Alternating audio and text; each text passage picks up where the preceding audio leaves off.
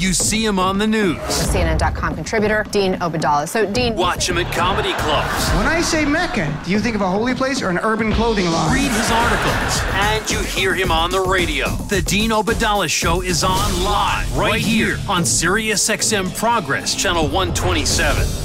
And welcome to Dean Obeidallah Show, brothers and sisters of the resistance. Thursday, October 11th. I hope you're well. I'm on Twitter at Dean Obeidallah. Facebook.com/Dean of Radio, where you can watch the monologue, and both places now because we figured out the technology thanks to Matt and Mark Thompson. Check it out there if you'd like. Drop me an email about it, dean@deanofradio.com. Daily reminder, 26 days. Can you believe we're at 26 days to the most important election of our lives? 26 days to the election that you're going to talk about later in life as taking the first step to saving our nation. Save America, vote Democratic. That's what I'm saying. Vote Democratic to save America. Or how about save America, vote Democratic? That's it. Election day is Judgment Day. Quick thing. Tonight is the kickoff of the 15th annual New York Arab American Comedy Festival that I co-produced with my buddy Maysoon Zayed. 15 years. So if you're in the New York area, come out tonight. There's a show at 7:30. I'm going to be running out to go there. I'll get there late tonight. Tomorrow, 2 shows. Saturday, 2 shows at Gotham Comedy Club on 23rd and 7th. Great comedy. Really great comics, about 25 from around the country, including my friend Maysoon Zayed and Bassem Youssef, known as the Jon Stewart of the Middle East. You may have seen him on Colbert and The Daily Show numerous times. And a lot of great comics have been on TV. Go to arabcomedy.com for more info, arabcomedy.com, or go to the Gotham Comedy Club website. And if you use the code FEST15, FEST15, save $5 a ticket. That's what I'm giving. That's what I do. I give. I'm a giver, folks. FEST15, $5 off. Speaking of comedy, here's some unintentional. We're not going to play. I'm going to play 2 short clips of Kanye West today because I have to. I just feel like we're obligated. Really short, then we're going to get into some much more important things. Here is first Kanye West talking about why wearing the Make America Great hat, what it means to him. There's no words. Let's just play it and we'll talk. Clip number 1. You know, my dad and my mom separated, so I didn't have a lot of male energy in my home. And also, I'm married to a family that,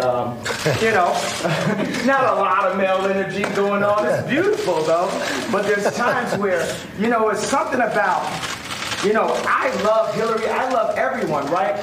But the campaign, I'm with her, just didn't make me feel as a guy that didn't get to see my dad all the time, like a guy that could play catch with his son. There was something about when I put this hat on, it made me feel like Superman. You made a Superman. That's my favorite superhero. And you made a Superman cape for me also as a guy that looks up to you, looks up to Ralph Lauren, looks up to American industry guys. Oh, my Lord. If you watch the whole thing, let me put it this way. It was like a car accident that hit a train wreck, and then they both went into a fireworks factory. You couldn't stop watching it. It made no sense. He wears a hat. It makes him feel like Superman. Kid Rock was at the White House. Trump should just open it and to make it just an actual circus. So anything to talk about the real issues. The one weird thing was that Kanye West talked about that SNL, he called it by name, and I'll just play that clip. That's kind of serious. SNL and others like us should not mock or criticize Donald Trump because when Trump looks bad, it makes America look bad. And you can hear Trump agreeing with that. And that's really what Trump's about, the authoritarian leader, the dream that you can stop criticism of him. Here's clip number 2. It's a quick one of Kanye. You know what I don't like about, it's not that I don't like, what I need Saturday Night Live to improve on, or what I need the liberals to improve on is, if he don't look good, we don't look good. This is our president. He has to be the freshest, the flyest planes, the best factories, and we have to make our core be empowered. We have to bring jobs into America because our best export is entertainment and ideas. But when we make everything in China and not in America, then we're cheating on our country. And we're putting people in positions to have to do illegal things to end up in the cheapest factory ever, the prison system. I'll tell you what, that was pretty impressive. So Trump kind of sold him out there at the end and got a laugh at his expense for the crowd there. But that's Trump. He's cruel. In fact, last night, now we know 6 people died in Hurricane Michael. And you've seen the footage today in Mexico Beach, Florida. Devastating. Perhaps Trump thinks it's Mexico, so he doesn't care. But it's Mexico Beach, Florida. It's devastating. But it was too important for Trump last night to tell jokes to his crowd. than to care about this event. Can you care about both? Yeah, but we know Trump doesn't care about anything, really, except for himself. And he said something at the rally last night. We're not going to play the clips. I've gotten some emails from listeners, and I have greatest respect for this sentiment. And they're saying, please play less clips of Donald Trump. We don't want to hear his voice. I get it. Every now and then I feel compelled to, because I want you to hear either the lies or the vileness from his own mouth. Today, we won't play any Trump clips. But here was Jimmy Kimmel last night. And I want to get into this. That Jimmy Kimmel brought up something in the USA Today op-ed that Trump talked about. And it wasn't by happenstance what was in the op-ed yesterday. Jimmy Kimmel will break it down. We touch on it slightly. It's something that Trump's been talking about at his rallies last night, the night before, and now Republicans around the country are. And I think it's really important that we fact-check this lie, because it's not the angry mob one. They have a few attacks, and they're going to see how the polls go next week, and they're either going to double down or they're going to pivot to something else if it's not working. That's how it works with Donald Trump and the GOP. So here's Jimmy Kimmel setting up really well, and then we're going to get into this, which is such an important issue. And I actually think Democrats should be making this a bigger issue from the other point of view. Let's hear clip number 3, Jimmy Kimmel last night. The president wrote an op-ed in this morning's edition of USA Today. Are any of you staying at a Holiday Inn Express and maybe you saw it? I have to say, this op-ed really makes me mad because in it, Trump blasts what he calls the Democrats' Medicare for All policy, while really, truly outrageously claiming that he kept a promise to protect coverage for those with pre-existing conditions. He wrote, as a candidate, I promised that we would protect coverage for patients with pre-existing conditions and create new health care insurance options that would lower premiums. I have kept that promise, and we are now seeing health insurance premiums coming down. You didn't keep that promise. That promise was forced on you because John McCain gave you the finger, and so you weren't able to not keep that promise. That's not keeping a promise. And yes, rates will go down in some states, but they would have gone down even further in all states if you and your buddies hadn't spent the last year trying to cripple the plan we have now. This is like claiming you saved people from drowning after you put a hole in the side of the ship. It's just a lie. So let's talk a little bit about this important issue that was raised in the op-ed, and then I'll give you some examples of how Republican people running for Congress or incumbents are using this talking point around the nation. And the talking point is that Democrats are going to destroy Medicare. And the idea of Medicare for all, healthcare for all, is bad for senior citizens. And in the op-ed, I'll read a little bit of it. Trump wrote yesterday, throughout the year, we have seen Democrats across the country uniting around a new proposal that would end Medicare as we know it and take away benefits that seniors have paid for their entire lives. Adding, I made a solemn promise to our great seniors to protect Medicare. That's what I'm fighting so hard against the Democrats' plan that would eviscerate Medicare. Now, there are a lot of lies there in just a few sentences. It's remarkable. And just to give people a little background, teeny bit of history on Medicare so that everyone knows where it came from, what it's about, and its genesis, and who's the party that created it, who's the party that's fighting to save it at all times. First of all, FDR was the first one to talk about an idea of Medicare. He didn't push for it. In the 50s, there was some discussion about an idea for healthcare for all and even a Medicare program specifically helping seniors. It was John F. Kennedy, when he was just a senator in 1960, during his campaign, came out as a big issue and said we should have Medicare. So there was John Kennedy, got elected as president. He wins very close race, goes around the country, talks about it, various issues, times, try to have it take place, try to make it legislation, couldn't happen. Why? Because the American Medical Association, specifically, and calling them out because that's who did it, really opposed it. And who did they hire on the right to help them oppose it? Ronald Reagan, who was then just an actor, but a right-wing actor, and they knew he wanted to run for office. And Ronald Reagan went around the country telling people that you cannot let government get between you and your doctor. And his pitch was warning of, quote, socialized medicine, and predicting that Medicare will come with other federal programs that will invade every area of freedom as we know it in this country. Sound familiar? This is their GOP talking points on opposing the ACA, on Medicare for all. It was the same talking point they used for Medicare, to oppose Medicare. LBJ still couldn't get enacted after he took office, after JFK was killed. It was a 1964 landslide election. JFK wins big. Democrats control Congress really deeply. And then July 30th, 1965, Lyndon Johnson signs into law Medicare. And so now Trump is saying the GOP is the protector of a program that we created and that we want to destroy it. And this is the campaign ads from around the country. Dave Bratt, congressman from Virginia, running against Abigail Spanberger, who we're hoping to get on the show, has an ad saying Spanberger supports a health care plan that would bankrupt Medicare as we know it. Andy Barr, a congressman in Kentucky, running against challenger Amy McGrath, says Amy McGrath wants to end Medicare as we know it. An ad from Congressman Bruce Polkwin in Maine says his challenger Jared Goldman will end Medicare as we know it and altering Medicare's future, putting it in doubt. So this is their big talking point. There's two big talking points now that GOP have decided to run from now to Election Day, or at least till next week. Because again, folks, do not be surprised if in a week from now these are gone. They're all about polling. Like they do their focus groups. They say this is going to work, goes out in the real world, does it get traction? One is Democrats are an angry mob. Unless there's more evidence for them of that, it's probably not going to get traction. So the new thing now is this one. And ending Medicare. Here's the truth. The Republican Party this year in Congress, the House Republican budget, the budget they wrote on their own, called for cutting $537 billion from Medicare. The Senate budget that they wrote on their own called for cutting $473 billion from Medicare. Democrats opposes. And the 2019 GOP House budget does more than cut Medicare. If they had their way in the plan that they wrote, the budget they wrote, and it didn't get enacted even though they control Congress, would have turned Medicare into a voucher program, which would make it harder for seniors to choose their own doctors and end Medicare as we know it. It would result in a system of private health insurance companies competing for your business instead of the open-ended government program now that is guaranteed. It is guaranteed for you. If they had their way, that's what they're going to do. Democrats literally fought tooth and nail against all of this.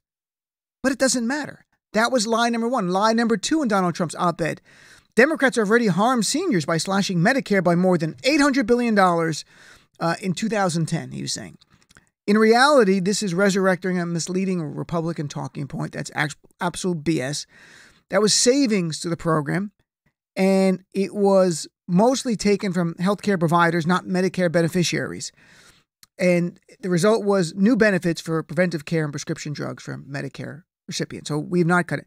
And then so you've got Democrats want to destroy Medicare. Number two, they are already destroying it. That's not true. And the third lie is what Jimmy Kimmel talked about. Donald Trump in his op-ed and at his rallies says things like this, and I'll quote, "As a candidate, I promised that we would protect coverage for patients with pre-existing conditions and create new health insurance options that would lower premiums. I've kept my promise." No, you did. You actually tried to undermine coverage for pre-existing conditions. Remember, if they had their way, the ACA would have been repealed. And as Jimmy Kimmel pointed out, it was the thumb of John McCain saying no that prevented that. Repealing that would have ended coverage for pre-existing conditions. They had all these backdrop plans. They were not nearly as good. There were a lot of holes in them. We all went through it. That was part of the reason people were up in arms about it. They knew that it would be life-threatening to them or their family if pre-existing conditions were no longer covered because they cannot afford the new rates that would be enacted by these companies. They can't do that now. They can't raise your rates because you're sick, because you have a pre-existing condition. Under the ACA repeal that they wanted, their new plan would have screwed us over. But it's not over. And this is where I think Democrats should be talking about. Right now, as we sit here, there's a case in federal court in Texas filed by 20 Republican state attorney generals. And they are trying to destroy coverage for pre-existing conditions by saying that since the Congress repealed the mandate of the ACA, the rest of the law must go as well, meaning no more coverage for pre-existing conditions. They are literally doing the bidding of health insurance companies in a federal court. That's what they're doing. And you want to know how much impact? This doesn't just impact you. If they win this lawsuit, if you're on the ACA, this, as the Wall Street Journal documented, the lawsuit would impact people who get insurance through their employers. Tens of millions, I'm reading a quote from the Wall Street Journal. Tens of millions of people who get health insurance through their job could face waiting periods for coverage or find that specific medical conditions aren't immediately covered any longer. So it would have an impact, even through your employer, on it. Now, usually, a presidential administration would defend the laws that are in place when someone sues them, but not the Trump administration. They will not defend the ACA in federal court. These 20 Republican attorney generals are trying to strike it down get rid of coverage for pre-existing conditions. They are not only not fighting to save it, the Department of Justice actually filed a brief, as we all know, an argument, saying these lawyers are right, the Republican Attorney Generals are right, and the entire ACA should go away, including the coverage for pre-existing conditions. So I don't know why Democrats are not out there saying we're the ones that are going to protect Medicare, we're the ones that are going to protect Medicaid as well, and we're the ones who will protect the ACA, because Democrats created all three of these programs: Medicare, Medicaid, and the ACA. The Republicans fought every single one tooth and nail with the same language they use today: socialized medicine, don't become between you and your doctor. And keep in mind, Medicaid, over 60% of senior citizens in nursing homes today, over 60%, their entire nursing home bill is paid for by Medicaid.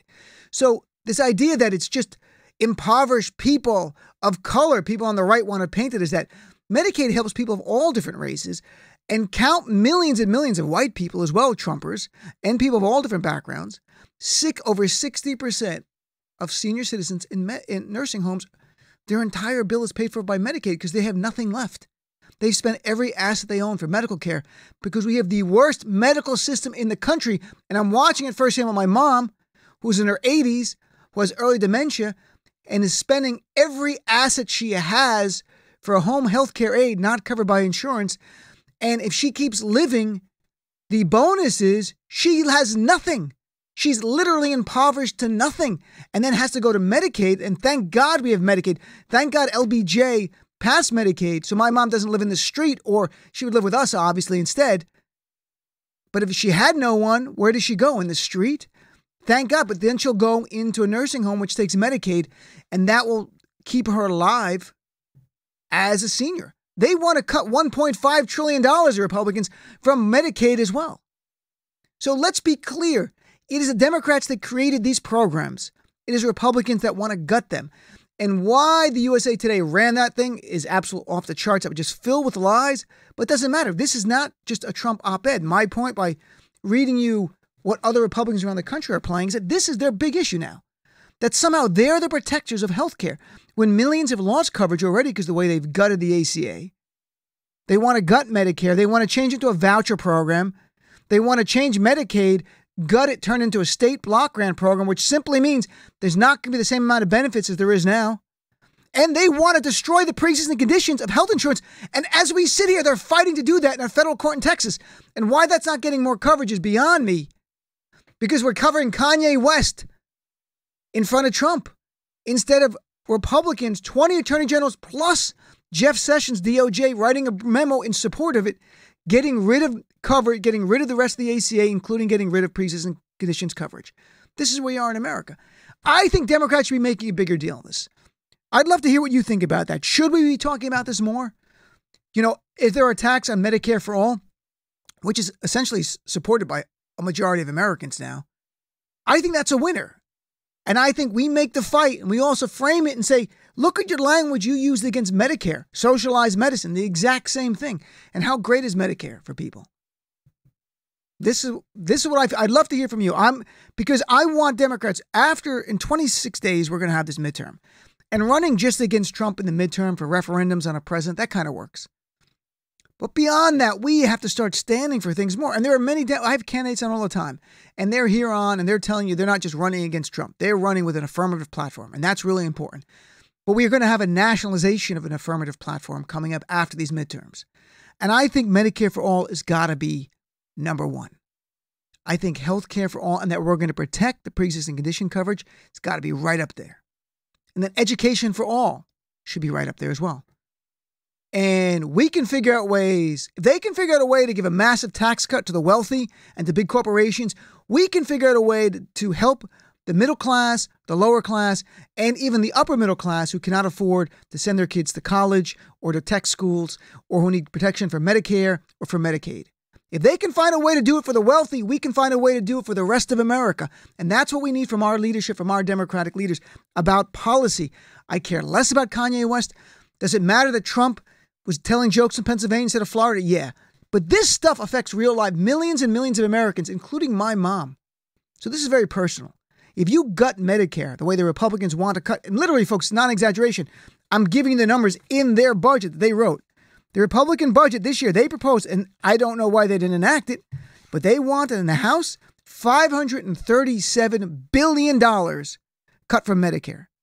$537 billion. The Senate GOP in their proposed budget cut $473 billion from Medicare. Democrats are fighting to save it. And the House plan, Medicare, changes radically and becomes a voucher program no longer guaranteed by the federal government. Good luck with that, folks. All right, let's take a break. Come back. I want to hear from you. 866-997-4748. Be right back. Look, it's time the media start calling out Trump's false statements for what they are. Lies. Trump is a liar. And by the looks of it, he's lying every day and twice on Sundays. The Dean Obadala Show.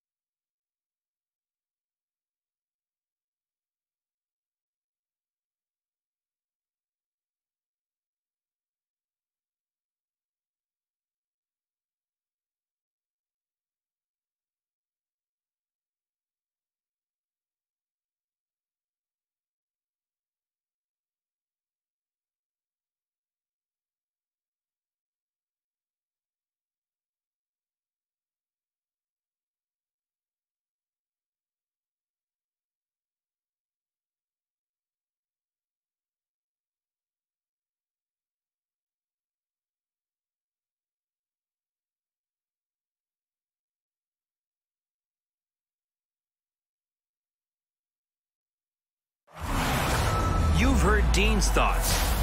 Now it's your turn. 866-99-SIRIUS.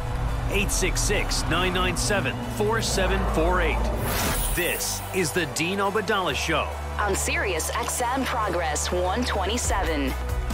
And welcome back, Dean Obadala Show. Thursday, October 11th. Let's take some calls. Here's Greg with Florida with a really good point. Greg, how are you? Hey, how you doing? Doing fine. So, I think the Democrats have been doing it. I know that when I've been listening to news over the course of the last few weeks, health care is clearly the issue of right. What are you for as opposed to what are you against. Mm-hmm. What's starting to arise now, and it's kind of spearheaded with this op-ed, is a basically Karl Rove tactic, is trying to basically swift vote the Democrats by taking their strength away from them. And they need to learn the lesson from that, and there's still time to do that. But you got to call them liars, mm-hmm. tell them they're swift voting, They will not own the Medicare, health care issue. They cannot. There's a lawsuit pending that's designed to gut Obamacare in every respect, including the prohibition against discrimination. Right. And exactly. And you need to call it out, full frontal. There was an ad I saw last night. I don't remember who it was, but it was a right-wing candidate for Congress who came out who claimed that he was, for the prohibition against discrimination against people with pre-existing conditions, who is actually a plaintiff in a lawsuit designing to undercut it. There's time, and they got to go full. If they don't do that, then it's malpractice. But I think they're going to get the message out there. And I hope they do, and I hope they're very aggressive about it. And I'm not sure. Look, the House races, it's 435 different races going around the country. So people have their own message. Yeah. And the Senate races, people are doing what they want. There's not a nationalized issue. The closest it came was last week was Kavanaugh, and that's already starting to drop off. So this is not the nationalized issue that it would be. I think, though, in 2020, when Democrats emerge as the leaders, the finalists in our own American presidential idol, you're going to hear a lot of them talking about Medicare for all. And then that's going to become a nationalized fight on this very issue, where the Republicans are getting ready with their arguments already, saying that, hey, this is socialized medicine. The same arguments against Medicare. And it's going to ration services like death panels, just like they said against the ACA, which is now far more popular than Donald Trump is. So I hope at this point, if we play enough commercials showing Republicans against show Ronald Reagan. I mean, I just saw it online today, literally the clip of saying it's socialized medicine, becomes between you and your doctor. Show the ACA clips and go, they lied to you in the 60s, they lied to you in the 70s, 80s, 90s, today, they're lying again now type of thing. Maybe that works, but you have to call them out for a lie and also make the case for a responsible expansion of Medicare so no one gets scared, even if they're like, I like it, but I'm a little afraid. A responsible expansion of Medicare, doing in increments of, and I'll let experts break it down, but it could be 5 years, or at least allowing a buy-in at first, and then from there, expanding it. But it couldn't be today we have this and tomorrow Medicare for all. That couldn't happen. That would be a tremendous increase in expenditures in a program that I don't think America's ready to. But right now you have to be 65 to be eligible. The simple thing is bring it down to 60 or 55, and then bring it down a little bit more, and then bring it down a little bit more over years. And when you're ready, before you know it, it could be 10 or 15 years, the entire country is finally covered. Yeah, absolutely. And I don't remember, I've been around a while, I don't remember any time where the overall mood of the electorate, at least as I've heard it, favored Medicare for all. I completely agree that you got to make it gradual. Right. It's too much to digest at once. But people, especially younger people, are very open to it. And, so I think the time is right. They just have to message it properly, and I hope they do. I hope so too, yes, Greg. All a lie, a lie. And by the way, that there are polls now just from August. I'm looking at polls. 70% of Americans support the idea of Medicare for all. And so you've got big support now. And I honestly think that Bernie Sanders changed the way people think about it, because no one talked about it who was a mainstream candidate who actually had a chance to win. And some people might not like Bernie. They might like Bernie. I like Bernie. I think what he did there is make it part of the discussion where, like, you know what? Why don't we have health care for all? Why is it we're told we're the greatest nation in the world, but we don't treat our citizens the same way other countries that we're told are lesser than us, they treat their citizens with health care for all? So what works for us in our country, and how do you do this gradually? And I so wish FDR during the New Deal had enacted, and he pulled back from this. And then the 50s, right after World War II, Harry Truman talked about it in great length, and the AMA fought tooth and nail. And if not, we would already have it. Wouldn't be an issue right now.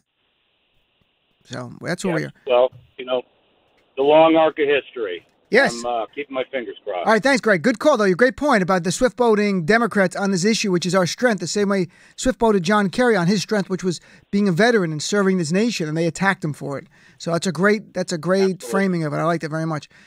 All right, do we have to take another? No, we're going to take another call. All right, here's Ken, a conservative. Ken, give me your logic here, Ken. Well, Medicare for all seems very attractive because people in this country are familiar with it. Yes.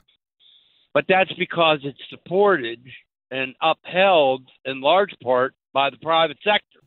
You only have a portion of people who are on that type of health care right now. But you go to put everybody on that, what do you think you're going to be paying for premiums? Well, 44 million Americans are on it right now.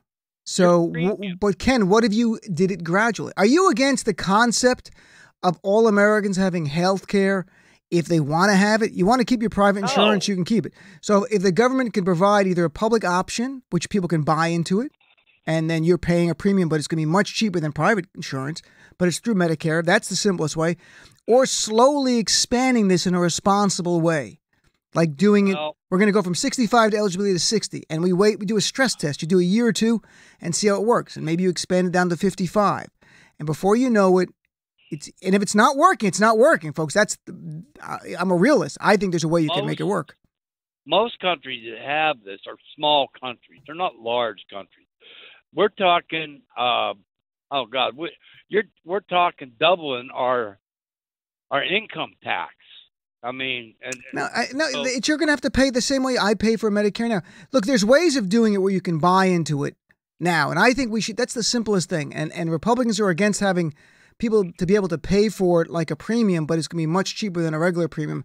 That's ridiculous. It should be able to be done. It's just doctors accepting. What the Republicans are looking at, you're talking about cutting Medicare. What they're talking about a lot is means testing it, so people who don't necessarily have to have Medicare, who can get by on their own means, then they don't have to take it. But that's a different discussion, and you can make a fair discussion for that. But then you've got Ken. You're going to have people say, "I've paid into Medicare. I have every right to have it." You never told me it was a means test when I contributed to it. You just said it was for me to have. That's true, and you probably could make an argument against that because you could do it either way. But look, there's a way of doing it, right? You can do it the other side. If you're making so much money, then you're taxed on it, as opposed to saying you're not eligible for Medicare. If you were promised from day one, if you pay into it, you can have it. Then you could say, though, starting in whatever year, from then on, folks. Here's the thing to remember. Go ahead, somebody could tell you, we're going to give you health care. Well, you know what? That health care might be an eagle feather. Somebody waving an eagle feather over you. Just because somebody tells you got health care, you laugh. That doesn't mean you're getting good treatment. All right, we're not talking eagle feathers, but all right, Ken. It was a reasonable conversation. We're going to call this one a draw. All right, Ken, good talking to you. All right, bye. Let's take a quick break. Come right back after this. November 6, 2018 isn't just Election Day. It is Judgment Day for progressives and our vision of this country. Don't go anywhere.